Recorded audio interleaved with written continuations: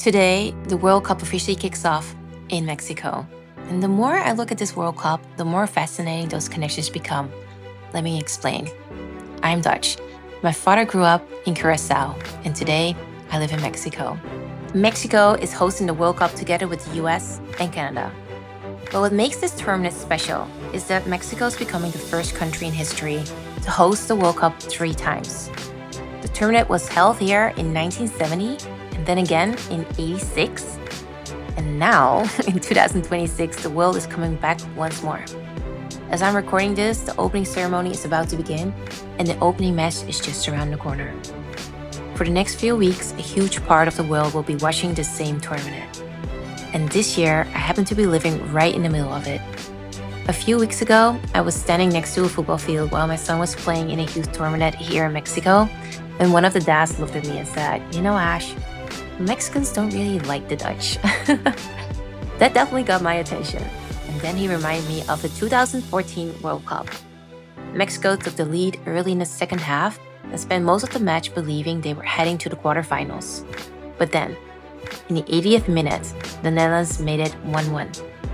And a few minutes later, Arjen Robben went down in the penalty area and the referee awarded a penalty.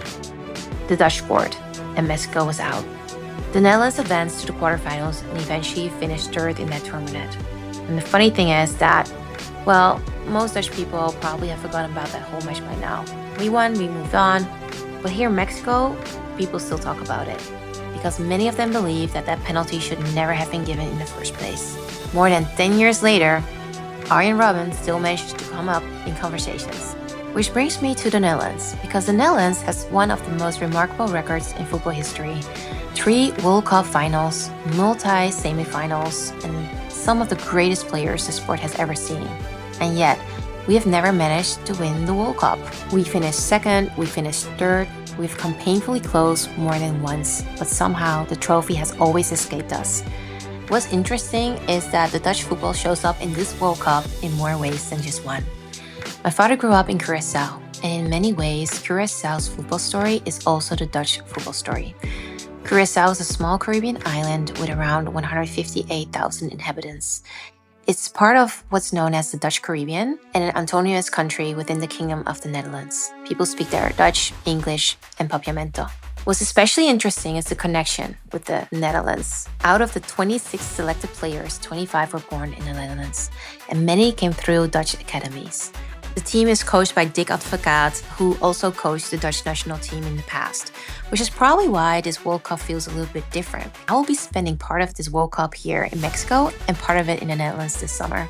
So in a way, I will be experiencing the tournament from both sides of the Atlantic. And this brings me back to my son Figo.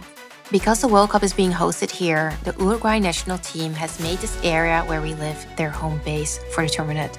And yesterday, my son's football club was invited to visit their training camp. Before they left, we stood there waving goodbye as a bus full of excited kids headed off for a day that they won't forget anytime soon. They got to meet players like Federico Valverde from Real Madrid, Darwin Núñez from Liverpool, and Manuel Ugarte from Manchester United. Some of the biggest names in world football. And trust me, my brother-in-law had to tell me all those names. Anyway, they signed shirts, took pictures, and gave the kids a glimpse of what a World Cup team actually looks like up close. And that's really what I've come to love about this World Cup story. Mexico hosting a World Cup for an historic 3rd time. The Netherlands still chasing that elusive first title. Curaçao making history on football's biggest stage. And Uruguay preparing for the tournament just down the road. That's the magic of a World Cup. Not just the matches, but the stories around them.